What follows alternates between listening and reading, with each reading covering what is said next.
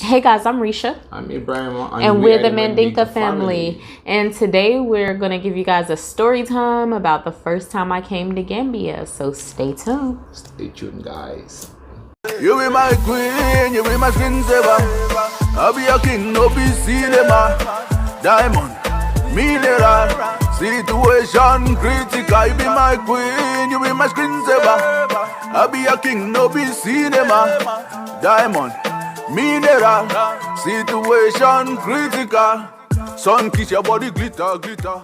All right, guys. So as I said, we're going to talk about the first time that I came to Gambia, which was in 2018. So, before we do get into it, tell me what was going through your head in preparation of me coming to Gambia. Okay, what was coming through my mind before you came to the Gambia? Okay, way before you came, we were constantly on the phone each and every single day. So we were attached, and we were I would say we close. We understood more about each other, and we kind of have a little bit of how you are and how I am. We're talking on the phone. It's like we have met before. You understand? Right. So that gives me the courage and the nerves to really meet you without having to worry that much. Oh, for real? Yeah. It made you less nervous because it's like, oh, I feel like I've known this person my whole life. Yeah. So as far as in me being prepared, it was a few different emotions. I was first and foremost, I was excited to meet this person that I've been talking to, for months. It was at least about 7-8 months or something. But I was excited to actually finally meet the person that I've been talking to every day, physically meet him, because like he said, we would talk every day. We would be on video chat every day, talking all the time. And it didn't take long for me to learn his schedule. He would do the same, typical things. Wake up, go to gym, go visit moms, stuff like that. And then it boiled down to me getting ready to come. So interesting backstory. I was actually going to gonna go to Cameroon, and then they something happened, there was some political issues going on in the country where they was killing their citizens, and so it was just wasn't safe to go at the time. So, and then on top of that, they didn't want to give me my visa. So I was that was 2 red flags already. So I was like, man, I'm gonna go to Gambia. That's kind of what it was. I was like, I'm gonna go to Gambia. So I feel that was kind of fate or destiny. You know what I mean? So I got my visa within 24 hours, and everything just happened really quickly. And so I told Bison, I was like, hey, guess what? I sent him the screenshot of my flight itinerary and everything, and he was really excited. And I told my mom, I was like, hey ma, I'm going to Africa. And she was like, what? So the first time that I had came, I stayed a couple of weeks. But okay, we get on the plane, I get on the plane. What's going through your head when I'm telling you I'm on the plane, I'm headed there? I had to go through the first time I came, I went from New York to London, because it was Thomas Cook Airlines, which is no longer, the airline was dismantled. But I went from New York to London, then London to Banjul. No, actually, sorry. So the first time that I came to Gambia, I went from New York to Brussels, and then Brussels to Dakar, Senegal. It just stops in Dakar, and then it goes straight to the Gambia. And so people who are going to the Gambia, they just sit on the plane while the people get off at Dakar. and you stay on the same plane, then it flies right to Gambia within like 20 minutes. So I was letting my husband know, at the time, I was like, hey, so this is where I'll be. This is what time I'll be there. So I'll be going through Brussels, and then I'll be in Gambia. And he was really excited. So at that point, when I sent you like the plane itinerary, what was going through your head? Well, I was I was happy that you were finally coming to meet me. I was looking forward for that day, and God made it possible for you to be able to come to Gambia here. And I'm saying for us to finally meet together, though we were already like that close. We haven't met in person, but the conversation we had, we just talk about every single thing. So that gives us the chance to get to understand each other, kind of we meet like kind of meet each other. That's So looking forward to see that person was just amazing. Yeah. So guys, everything seemed to go smoothly until I left Brussels, Belgium. So I'm headed to Brussels, Belgium, and I'm like, yes, I'm headed to Gambia finally. So then they do an emergency landing. Very first time. It's always something that has to happen the first time. Something special is going to happen. So they did an emergency landing in Mauritania, which is like north of Gambia, and it's more kind of like it's a desert there. Basically, when we land, all I could see was desert. I didn't see anything else. But so they were like, they was like, it's raining in Banjul, Gambia. They're like, it's raining there. So they closed down the airport. And so they were like, we're stopping here in Mauritania to fill up the gas in the plane.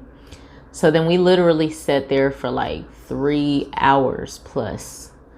And so when we sat there, I was able to use my phone.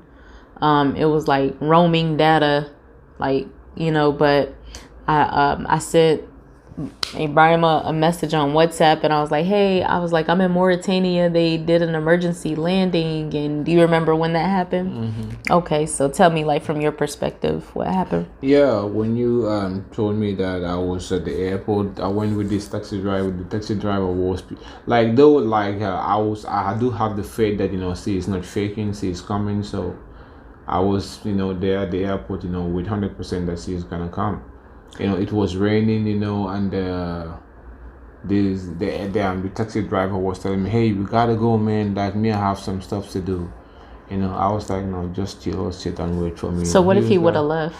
If the taxi driver left, I would have stayed there, because there are taxis at the airport that but because I went with him because we had an arrangement. So let's go pick my G and then come back. So, but unfortunately, when the flight got stuck around there, so I said, just wait for me. So he ended up, waiting for me, for us to, He was pissed. Yeah, he was pissed. If even it was me, I would be pissed, because, okay, you said let's go to the airport and pick so and come back. But we end up spending like 3 hours there. 5+ hours. Yep, definitely.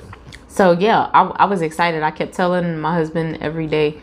At the time, I was like, what time am I going to be at the airport? He was like, 6:25. I'll never forget that. Because planes normally land at, like, the evening planes normally land at like 6:15, 6:25 in Gambia. So he's like, yeah, 6:25. I'll be there before then. I'll be there like 5:45. And so I was like, okay. So he was like, they're ahead of the plane landing. So yeah, we set him, when we got to Mauritania, I messaged him and I told him, I was like, hey, they did an emergency landing. They're saying that Banjul airport is closed because of the rain, and we're sitting here in Mauritania trying to fill up the gas or whatever. And he was like, okay. I was just updating him. Then ultimately, we fly to Senegal, and then we finally land in Gambia. And when we get there, well, tell me from the time you saw me when I landed.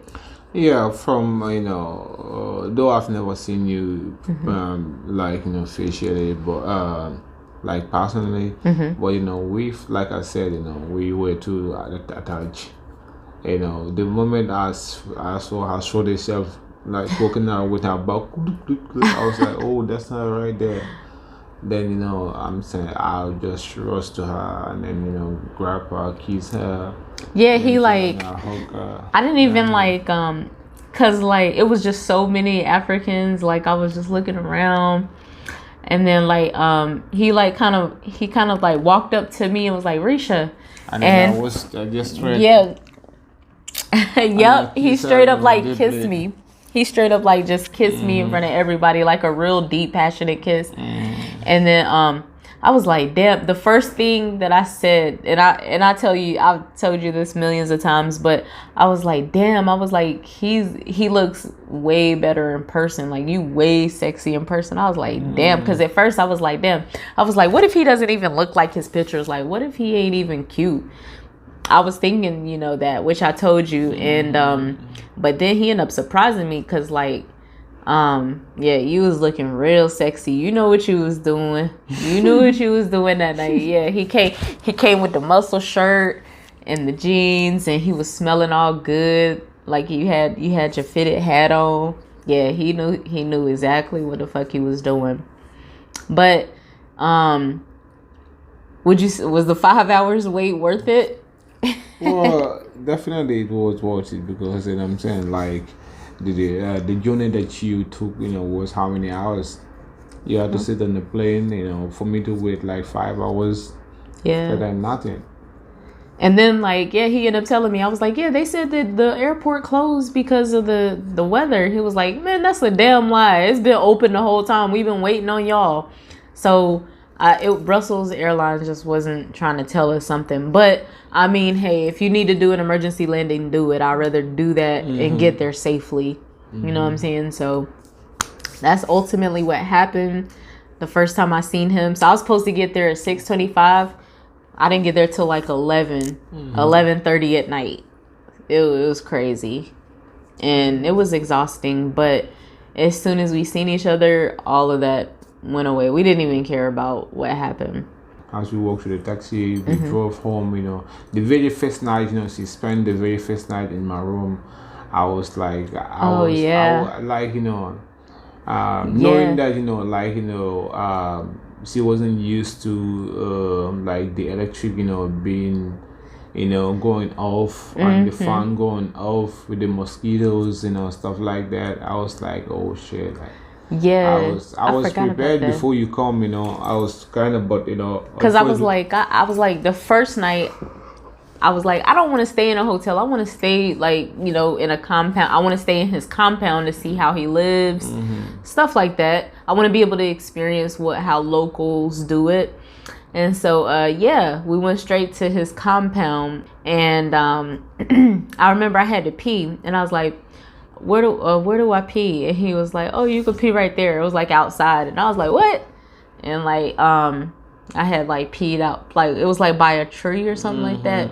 Yeah, I just peed outside by a tree, and I had my little toilet paper with me, and that's how I did it. And then we were like in the room talking. We were like, cause the like as you said, the electricity goes off sometimes. You don't know when it'll come back on. But we were just having a conversation, feeling the vibes. And then the lights went off. Yeah, so the lights was off for like I don't know. Was it off all night? Not all night, because then I told you, because I felt like you wouldn't be comfortable. Yeah, so he was like, oh, let's go for a walk. Yeah, but even that, I told you might not feel comfortable, but because the reason you made me comfortable. Yeah, because like I said, how we interact even before you came here. So we went out, we walked all the way to the market. You know what I'm saying? I was surprised because for her to like her first for the first time to meet me in person, you know what I'm saying? Yeah, she kind of built trust in me, which is why, you know, she wanted to do all that, you know, to go, you know, for a walk at that time of the night. I enjoyed it because nobody was out there. Yeah, it was, you know, kind of raining Late. a little bit, you know what I mean? And then we came back into the room, you know, we played some music out of the Bluetooth speaker that she came with, you know what I'm saying?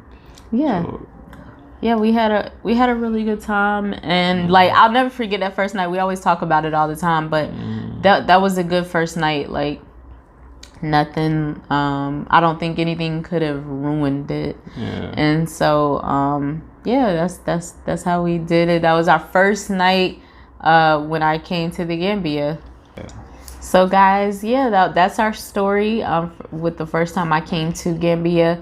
If you enjoyed this video, make sure you like, comment, subscribe. How can they reach us? The Mandinka Family on Facebook, the Mandinka Family on Instagram, or you can send us an email, TheMandinkaFamily@gmail.com. All right, guys. Well, if you enjoyed this video, tune in for the next one. Don't forget, Black love is Black power. See you guys. Bye.